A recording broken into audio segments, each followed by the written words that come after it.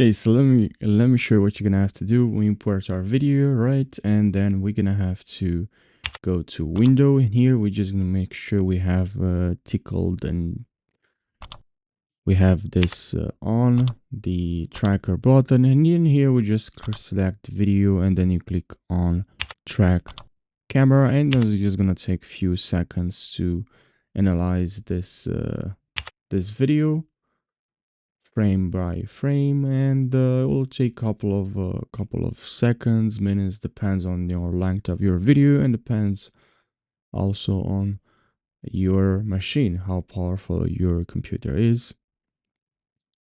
So we're just gonna need to wait, and now it's already done. And now we're gonna have to select some point where we'd like to add some trackers, whatever, and where we like to add our text. So now I'm gonna right click. I'll like this point. Now if you want more, you just highlight like this, and then I'll right click, and here select create text and camera.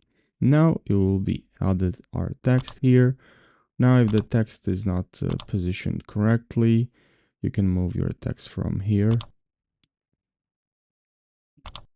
like so. And now when you move our video, we have 3D text like so. I hope you found this helpful. Thanks for watching, and take care.